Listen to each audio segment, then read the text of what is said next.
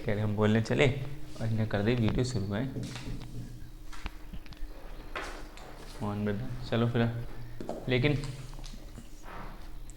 अब ये आखिरी है हमारा, मतलब समझने लायक लिखने लायक जो लिखना चाहता, बाकी चीज़ें समझने की है। जहाँ जहाँ लिखने का होगा वहाँ पे लिख लेंगे। तो DPSP जानबूझ के गिराया है गलत चीज़ है।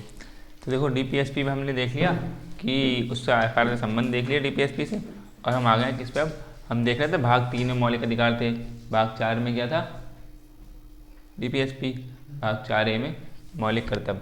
ठीक, तो मौलिक कर्तव्य और फंडामेंटल ड्यूटीज़ बोलते हैं इनको। तो क्या है, फंडामेंटल राइट्स मत पढ़ लें। फंडामेंटल राइट हो गए मौलिक अधिकार, और कर्तव्य मतलब जो हमारी ड्यूटी है, जो अधिकार हमें कुछ मिले वो मिले, और हमारे अब कर्तव्य क्या है देश के प्रति वो हमें देखना है, या संविधान के प्रति। तो पहले तो कुछ ज़रूरी बातें वो है कि ये USSR, ठीक है, अब का जो रशिया देश है ना, रशिया, तो पहले ये 15 रशिया जो देश था, USSR जो था, ये लगभग 15 देशों में टूट गया था इसमें 1990 के दौरान में। ठीक है, तो बहुत उस टाइम ये रशिया और ये यूक्रेन जो है सब एक ही देश हुआ करते थे। कजाकिस्तान है, किर्गिस्तान है, ये सब मिलके एक देश बने हुए थे, और इसको हम बोलते थे USSR। ठीक, तो USSR, इसको हिंदी में सोवियत संघ बोल रहे हैं। तो USSR टूट के अब इसमें सबसे बड़ा देश एक रशिया निकल गया, बाकी यूक्रेन और कजाकिस्तान, किर्गिस्तान वगैरह ये आदि देश सब उसी में थे। ठीक है, ये बात समझ में आ रहा है। अब USSR नाम से कोई देश नहीं है। ठीक, तो यानी कि USSR सोवियत संघ से लिए गए थे क्या, मौलिक कर्तव्य। ध्यान रखना, ये क्वेश्चन आ जाते हैं। मौलिक अधिकार FR किससे लिए गए थे, मौलिक अधिकार FR America, bill of rights से अमेरिका। ठीक है, और जो हमने DPSP किससे लिए थे, आयरलैंड ने किससे लिए थे।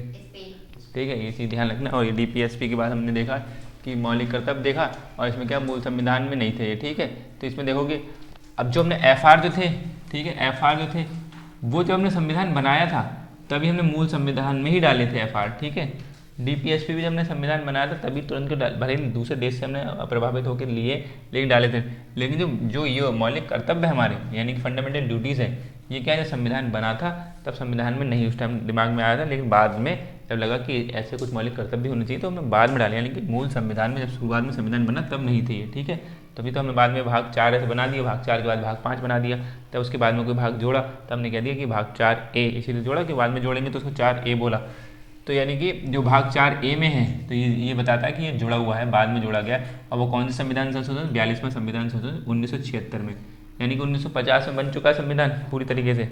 1949 में पूरा बन गया, नहीं लागू 1950 में हुआ था। तो उसके 26 साल बाद हमें कर्तव्यों का ध्यान आया कि मौलिक कर्तव्य भी कुछ इंसान नागरिकों को होने चाहिए, भारत के नागरिकों को, जो हमें संविधान में डालने चाहिए। तो भाग 4A जोड़ा गया। और आर्टिकल 51 पता ही है कि हाँ पता है ना, 12 से 35 तक क्या है, 12 से 35 तक क्या फंडामेंटल राइट्स हैं, और 36 से 51 तक क्या है DPSP। उसके बाद में 52 से वो चल गए संघ वाला, 52 से 151 तक। तो ये क्या है, लेकिन हमने कहा इसके बाद ही हम जोड़ देंगे, तो 51A एक जोड़ दिया आर्टिकल। ठीक है, आर्टिकल 51A जोड़ दिया, भाग 4A बनाया, उसमें आर्टिकल 51A जोड़ दिया। उस आर्टिकल 51 में अब शुरू में क्या है, ड्यूटी भी यानी कर्तव्य भी तुम्हारे शुरू में 10 थे। यानी कि पहले तो शुरू में संविधान जब बना तब तो कर्तव्य डाले ही नहीं गए थे, तब बाद में 26 साल बाद आइडिया आया कि चलो कि भी कोई कर्तव्य भी होने चाहिए, तो कर्तव्य डाले गए थे। ठीक, और उसमें भी शुरुआत जब डाले गए 26 साल बाद, तो उसमें 10 कर्तव्य डाले गए, 11वां कर्तव्य बाद में जोड़ा गया, ये वाला ना, ये बाद में जोड़ा गया, कि ये 86वें संविधान संशोधन से जोड़ा गया है।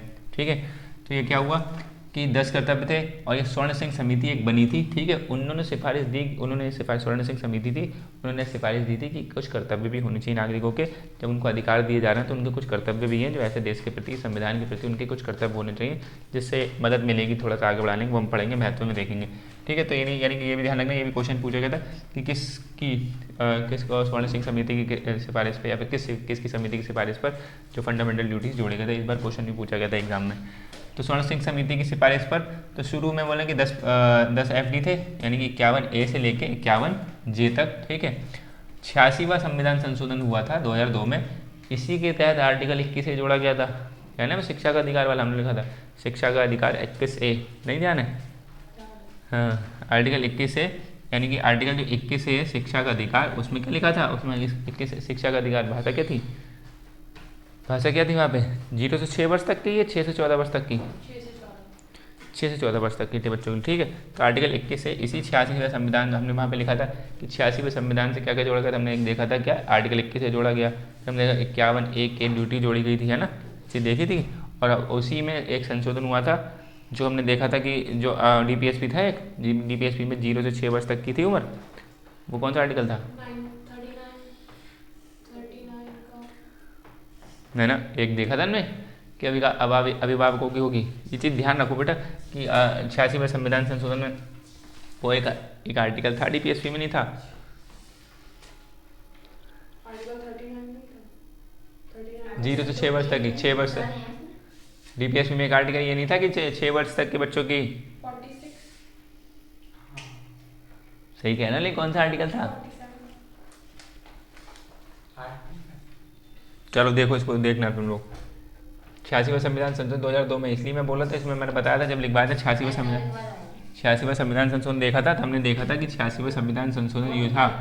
तो इसके तहत एक तो आर्टिकल, हाँ, एक तो आर्टिकल 21 से जोड़ा गया था, ठीक है, और एक आर्टिकल क्या जोड़ा गया था, जो ये संविधान मतलब 86वां संविधान संशोधन हुआ, यानी एक तो 21A आर्टिकल जोड़ा गया, और दूसरी बात ये जोड़ी गई कि 51A और K वाली ड्यूटी जोड़ी गई, ये 11वीं ड्यूटी जोड़ी गई, यानी 11वीं मौलिक कर्तव्य।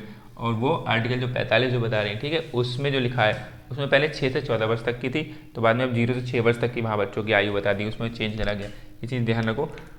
फिर क्या हुआ, अभी ये चीज़ इतनी ध्यान रखना, एक तो स्वर्ण सिंह समिति थी, इन्होंने सिफारिश दी थी मौलिक कर्तव्य को लागू लगाने के लिए, और शुरुआत में 10 थी, बाद में 86वें संविधान से जोड़ा गया है, और जो 10 भी कौन से संविधान संशोधन जोड़ी गई थी, 42वें संविधान संशोधन। अब हम देखते हैं एक एक करके क्या क्या है, इनको समझ लेना थोड़ा सा। 51A और A, मतलब कैपिटल A जो आर्टिकल जोड़ा गया वो, और ABCD ये क्या है, 11 तक भाग है।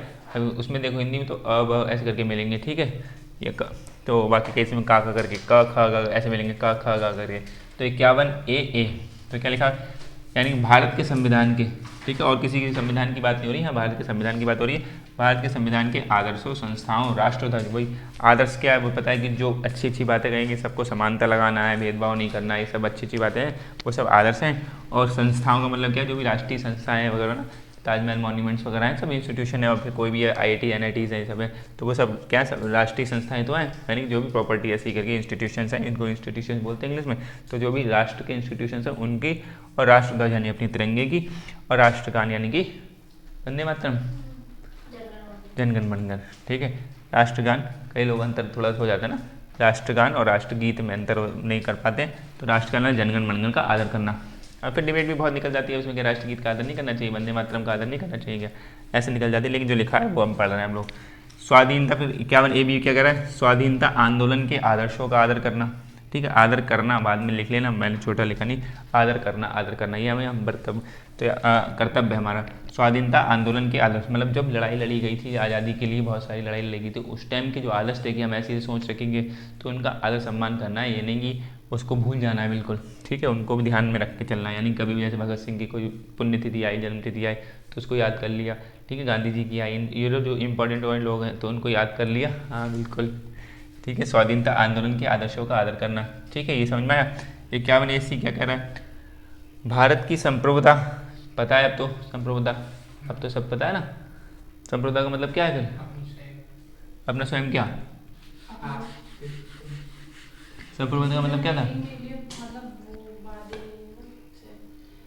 हाँ मतलब इंटरनल डिसीजन, अपने भारत के अंदर क्या चल रहा है, भारत का बाहर क्या होगा, ये डिसीजन पे हम किसी और दूसरे पे प्रभावित ना करें, हम खुद से फ्री हों इस चीज़ का डिसीजन लेने के लिए, वो तब हम कहलाएंगे संप्रभु देश। तो भारत की संप्रभुता, एकता और अखंडता की रक्षा करना, ये हर नागरिक का कर्तव्य है कि संप्रभुता ना तोड़े, कोई भी एकता ना तोड़े, अखंडता ना तोड़े, ऐसा ना करे। देश की अब ये 51AD क्या कह रहा है, चौथी ड्यूटी हमारी क्या है, देश की सेवा करना, ठीक है, देश की सेवा किसी प्रकार से भी है ना, चाहे आप उसमें फोर्सेस में जाके, चाहे कैसे भी, जिस स्तर से देश की सेवा करना। राष्ट्रीय सुरक्षा में योगदान देना, यानी कि जब राष्ट्रीय सुरक्षा की बात आ रही है तो उसमें आप योगदान आप ऐसे भी दे सकते हो, आप चुपचाप खड़े हो तो भी एक योगदान है, हल्ला उल्ला ना काटो। और बाकी किसी परिस्थिति से आप पैसों से, आर्थिक तौर पे, तन मन से और धन से जिस प्रकार से सेवा करना चाहो, तो वो सेवा या राष्ट्रीय सुरक्षा में योगदान अपना दे सकते हो, ठीक है, यानी कि ये देना। 51AE पाँचवीं ड्यूटी क्या करिए, नागरिकों के बीच भाईचारा को बढ़ावा देना, यानी कोई भी ऐसी वैमनस्यता वाली बात नहीं करनी है, जहाँ भी आजकल जब चलता है ना, जो राइट्स वगैरह चल रहा है, दंगे वगैरह चल रहे हैं, ऐसा कुछ बढ़ावा नहीं करना है, भाईचारा को बढ़ावा देना है। धार्मिक और भाषाई बहुलता की रक्षा करना, यानी कि धार्मिक और भाषाई बहुलता, जो धार्मिक तौर पे इतना फैला हुआ है हमारा देश और भाषाई तौर पे इतना फैला हुआ है, उसकी रक्षा करना, नहीं किसी भी धर्म को नीचे नहीं दिखाना, किसी भी भाषा को नीचे, कि तुम्हारी भाषा कैसी है। जैसे भोजपुरी भाषा को कई बार लोग थोड़ा सा नीचे स्तर से देखते हैं, लेकिन उनकी भी एक भाषा है, उनका भी इज्जत सम्मान है ना, इसलिए तो हर भाषा को सम्मान देना, रक्षा करना उनकी, एवं स्त्रियों के सम्मान के विरुद्ध प्रथाओं, यानी कि स्त्रियों को सम्मान करना, उसके विरुद्ध कोई भी ऐसी प्रथा है, जैसे सती प्रथा एक थी, वो स्त्रियों के सम्मान के विरुद्ध प्रथा थी, तो उनका त्याग करना, ऐसी प्रथाओं का त्याग करो, ठीक है। यानी ये जो भ्रूण हत्या है वो है बच्चों के लिए, जो अगर घर में पता चल जाती लड़की है तो उसको भ्रूण हत्या कर दिया जाता है, या बाल विवाह वगैरह है, ठीक है। बाल विवाह भी क्या है, स्त्रियों के सम्मान के विरुद्ध एक प्रथा है, तो उसको भी ऐसी प्रथाओं का त्याग करना, जितना हम करें ये हमारा पालन है, हमारा कर्तव्य है, हमें ऐसा करना चाहिए। 51 AF क्या कह रहा है, ठीक, तो ये 51 ए का ई, ये थोड़ा ध्यान रख लेना, थोड़ी ड्यूटी अच्छी, और ये लाइन से ही है, ये नहीं कि ऊपर नीचे सफल कर दो उसको, ऐसा नहीं है। 5वीं ड्यूटी कोई पूछे तो इसका मतलब ये नहीं कि आप ये बता दिया वो बता दिया, 5वीं का मतलब यही है, ठीक है। ये भी कई बार कभी कोई पूछ सकता है, ऐसा तो आया तो है नहीं कि 5वीं ड्यूटी कौन सी है, 4थी ड्यूटी कौन सी है, इसको लाइन से लगाओ, सीरीज़ में लगाओ, ऐसा आया तो नहीं है वैसे, लेकिन आपको ध्यान रखना चाहिए, या ऐसे तो कम से कम ध्यान रखनी चाहिए। एक ड्यूटी हमारी ये है, नागरिकों के बीच भाईचारे को बढ़ावा देना, धार्मिक और भाषाई बहुलता की रक्षा करना, और स्त्रियों के विरुद्ध सम्मान के विरुद्ध प्रथाओं का त्याग करना। अभी क्या है 51 AF में क्या है, सामाजिक संस्कृति, यानी कंपोजिट कल्चर, जो मिला जुला है हमारा, सामाजिक मतलब मिलजुल के हम लोग रह रहे हैं, सामाजिक संस्कृति की रक्षा करना है, जो मिलजुल के रह रहे हैं इसकी रक्षा करना है, इसको और तोड़ा ताड़ी नहीं करनी है, इसमें और ज़्यादा वैमनस्यता नहीं भरनी है। कंपोजिट कल्चर बोलते हैं इसको इंग्लिश में, COMPOSITE, कंपोजिट कल्चर, ठीक। अब क्या है इसमें 51 AG, पर्यावरण की रक्षा करना, यानी कि ये भी हमारा कर्तव्य है। अब जरा एक इसमें क्वेश्चन उठ पड़ा कि राज्य के, अगर हमने DPS पे लिखा था कि राज्य ऐसा करेगा, राज्य पर्यावरण के लिए करेगा, तो वो कौन सा आर्टिकल है DPSP में, ये तो हमारे कर्तव्य है, राज्य का कर्तव्य तो देखा था। पन्ना पलटा करो जल्दी, ये चीज़ ध्यान रखना पड़े, भूल थोड़े जाओगे लिख के एक बार में।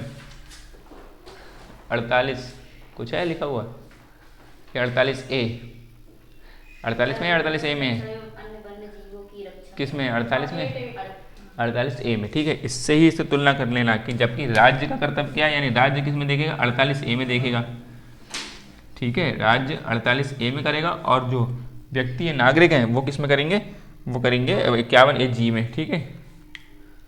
जी कौन सी ड्यूटी, 7 नंबर पे है, G7, ठीक। इसी समझ में आई, सॉरी ऊपर लिख दिया मैंने, नीचे आएगा ना, संस्कृति की रक्षा करने में नहीं आएगा, पर्यावरण की रक्षा करने में आएगा, इसमें आएगा 48A। नीचे ध्यान रखना, ऐसे कंपेयर करना पड़ेगा, जैसे 51 AG में पर्यावरण की रक्षा करना नागरिकों के लिए, और 48A में ये किसमें राज्य करेगा, इसके लिए राज्य लिख दे, वरना आप लोग बात कहोगे ये तो हमारे आर्टिकल में थोड़ी ना है, ये राज्य करेगा इसमें।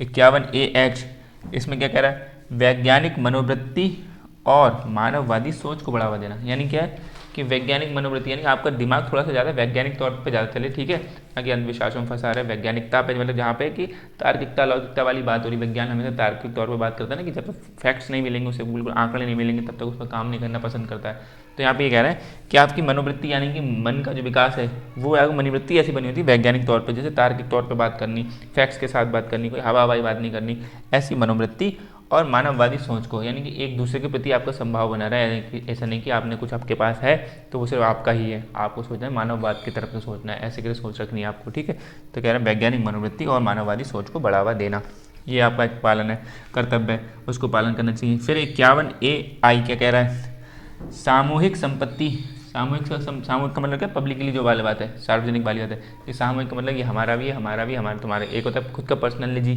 और सामूहिक का मतलब सब लोगों का। तो ऐसी कोई संपत्ति, जैसे पार्क हैं, ठीक है, ग्राउंड्स हैं, बहुत सारे स्कूल्स हैं, ये सब सामूहिक संपत्ति सबकी है ना, हॉस्पिटल्स हैं, जो गवर्नमेंट हॉस्पिटल्स वगैरह, तो सामूहिक संपत्ति की रक्षा करना, ठीक है, ऐसे पार्क वगैरह को नष्ट वगैरह नहीं करना।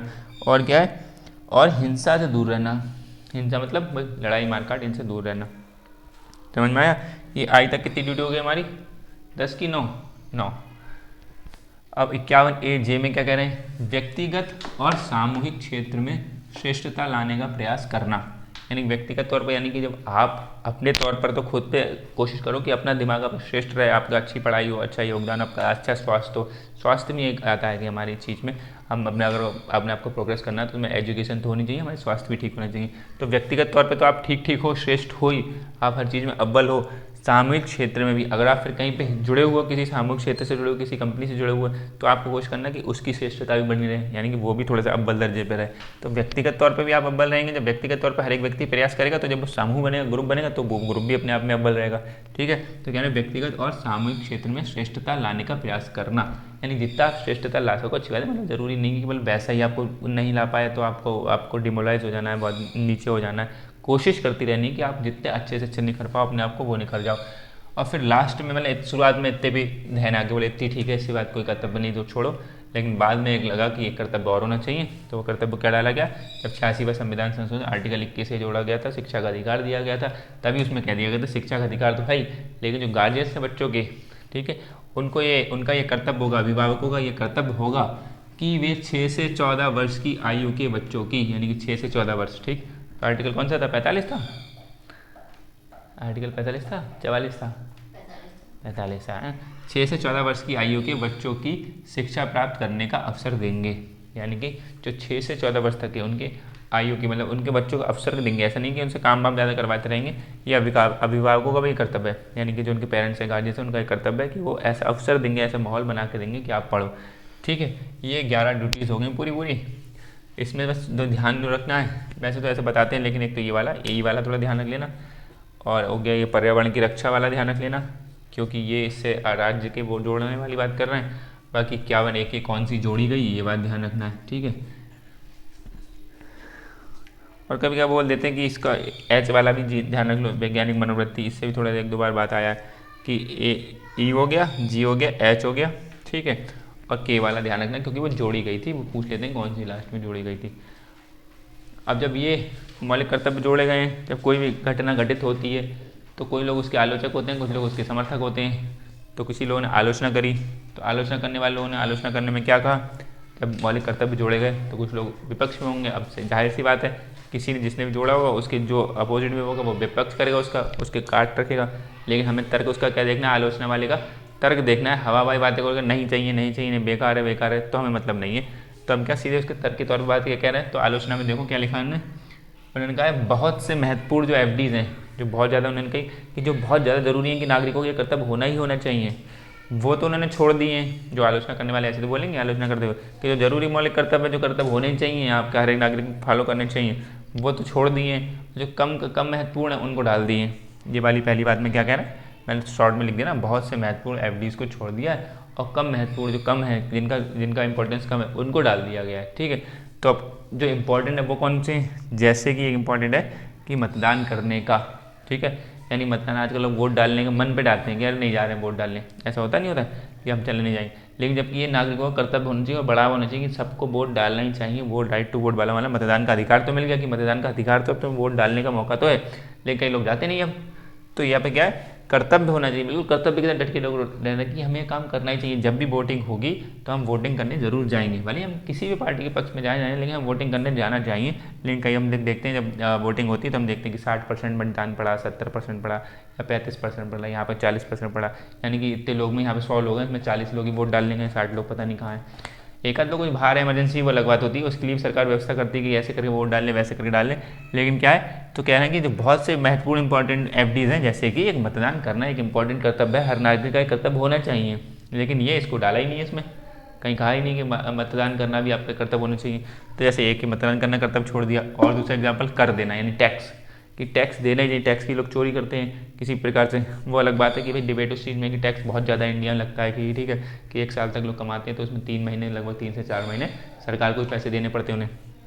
तो ये कह रहे हैं, लेकिन कर देना एक इसमें डाल देते कि नागरिकों का कर्तव्य ये भी होगा कि वो सरकार को, राज्य को अपने उसकी जो भी उसकी आय में फंस रहा है वो कर देना चाहिए उसको। लेकिन ऐसे क्या है, महत्वपूर्ण एफडीज को इन्होंने छोड़ दिया है और कम महत्वपूर्ण एफडीज हैं वो डाल दिए, ये आलोचक कह रहे हैं। ठीक, ये बात समझ में आया, पहली आलोचना शॉर्ट में लिख दिया। दूसरा क्या है, एफडीज में दोहराव दिखता है, मतलब क्या, जो मौलिक कर्तव्य है उनमें आपस में अगर दो ये तो नहीं पढ़ोगे, उनमें दोहराव दिखेगा कि ये बात तो ऊपर भी कह दी, फिर ऐसे कह दी। मतलब संविधान के आदर्श, संस्थाओं, राष्ट्रध्वज, राष्ट्रगान का आदर करना। फिर आप कह रहे हो भारत की संप्रभुता, एकता और अखंडता, इसके आदर्श में ये बात आ जाएगी। ठीक है, मतलब संविधान के आदर्श में ही संप्रभुता, एकता, अखंडता वाली बात आ जाएगी। तो दोहराव दिख गया बार बार, मतलब कह रहे हैं कि जो आपस में मौलिक कर्तव्य उनमें दोहराव दिख रहा है। ऐसे और देखोगे तो आपने 2-3 जगह दोहराव दिखेगी, एक बात जो ये तो ऊपर कह दी, अब फिर से वही वाली बात घुमा फिरा कह रहे हो, दूसरे शब्दों में कह रहे हो। तो कह रहे हैं कि बार बार ऐसे खाली बढ़ावा करके ड्यूटी ज़्यादा बढ़ाएंगे, एक ही बात कह देते कि ये करना है उसमें आ जाएगा, और जो जरूरी वो छोड़ दिए। तो आलोचक तो ऐसी भाषा बोलेंगे, तो एफडीज में दोहराव दिखता है, ठीक है।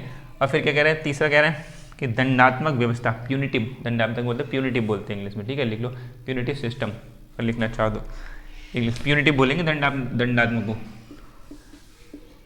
कहीं पे लिख के आया तो आप पनिशमेंट, कहीं पढ़ो तो ऐसे करें पनिशमेंट, तो नहीं लिख के आएगा प्यूनिटिव सिस्टम, ठीक, प्यूनिटिव व्यवस्था को बोलोगे सिस्टम।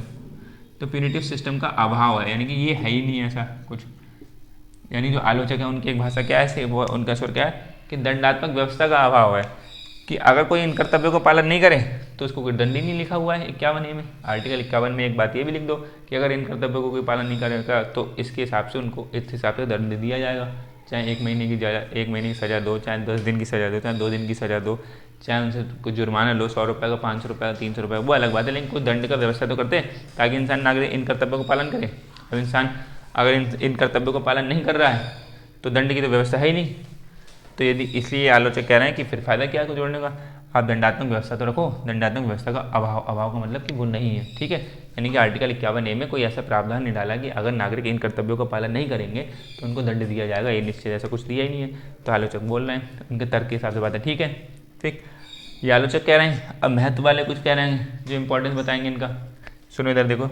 महत्व वाले क्या कह रहे हैं, इसका इंपॉर्टेंस क्या है, वो कह रहे हैं अधिकार और कर्तव्य, यानी कि जो आपके मौलिक अधिकार है और मौलिक जो कर्तव्य है वो परस्पर पूरक हैं एक दूसरे। हमने कल बात करी एफआर और डीपीएसपी की बात करी, तो वो एक दूसरे परस्पर पूरक है। तो ये कह रहे हैं कि आपको अगर कुछ अधिकार मिल रहे हैं तो आपको कुछ कर्तव्य भी होंगे, यानी कि आपको किसी पद पर बैठाया जा रहा है तो आपको कर्तव्य होगा, आपको अधिकार दिए तो आपको कुछ कर्तव्य बन जाएंगे, ऐसा करो। तो अधिकार और कर्तव्य एक दूसरे के परस्पर पूरक हैं, अतः यानी कि अधिकारों को लागू करने के लिए कर्तव्यों का पालन जरूरी है। यानी कि आपको अगर अपने अधिकार लागू करवाने हैं तो आपके कर्तव्य होंगे। जैसे आपके अधिकार मान लो ये कि कहीं भी आप घूमोगे ऐसा करके तो आपको बाधा रहित घूमने के लिए आवागमन है, तो वही हम बता रहे हैं कि किसी घर में ना घुस जाओ, ये कर्तव्य भी आपका। तो अधिकार यही वाली बात है कि अपना अधिकार यूज़ करो, लेकिन कर्तव्य एक ध्यान है कि हम घूमते घूमते घर में ना घुस जाए, ऐसा वाला मामला।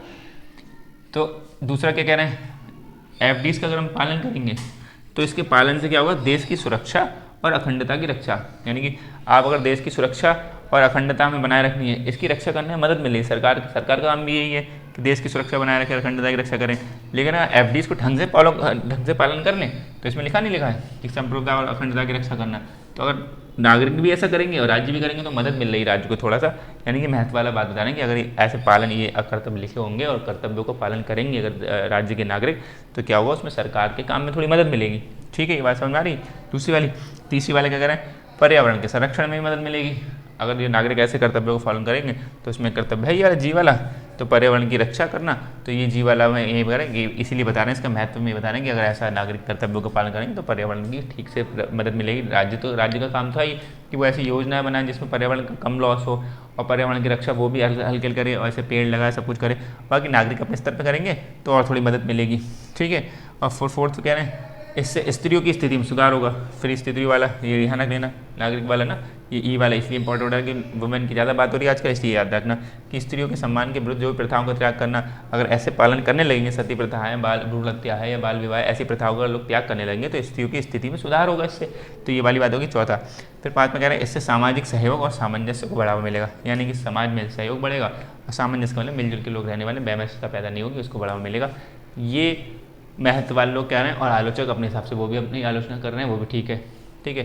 तो लेकिन अभी हमारे हाल फिलहाल में क्या है, हमारे पास ये 11 ड्यूटीज़ हैं जिनका हमें कर्तव्य है, हमारा कर्तव्य है इनको पालन करने का, करते भी हैं और कुछ लोग नहीं करते हैं। तो इसमें दंड की व्यवस्था नहीं है कि कैसा दंड देना चाहिए, इसलिए राज्य फिर जो पुलिस का केस विभाग होता है तो उसमें वहाँ पे थोड़ा दिक्कत बढ़ती है कि इनके ऊपर क्या सज़ा देनी चाहिए। जैसे कोई राष्ट्रध्वज का अपमान कर दे, फिर उसके लिए एक्ट बनाए गए, अलग अलग अधिनियम बनाए गए कि अगर इसका अपमान करेगा वो करेगा। लेकिन यहीं पे आर्टिकल 51A में लिख देते नीचे कहीं पे कि अगर कोई इसका पालन नहीं करेगा तो उसके लिए राज्य तय करेगा जुर्माना, या फिर उसके लिए इसके लिए 100 रुपये का, इसके लिए 200 का, 300 400 ऐसे बढ़ा देते कुछ भी करके। तो इंसान थोड़ा बहुत तो रहता है कि अगर मैंने ऐसा नहीं करा, ठीक है। जैसे साफ़ सफाई वाला, इसमें साफ़ सफाई का नहीं है तो क्या ना कुछ महत्वपूर्ण आलोचना छोड़ दिए, तो कहीं भी थूकते हैं, है ना, और उसको पालन करें। कहीं थूकने उकने पे तो उस पर थोड़ा सा जुर्माना लगे। और कहीं पे देखते हो लिखा हुआ कि कोई थूक रहा है वहाँ पे ऐसी जगह पे जो आपकी अच्छी चीज़ होगा, आपको लगता है कि यहाँ पे लोग ज़्यादा थूकेंगे, मना करने के बाद वहाँ कैमरे लगाओ, उन व्यक्तियों को पकड़ा जाए, उन व्यक्तियों से उनसे जुर्माना लगाया जाए, उनके ऊपर सजा दी जाए उनको।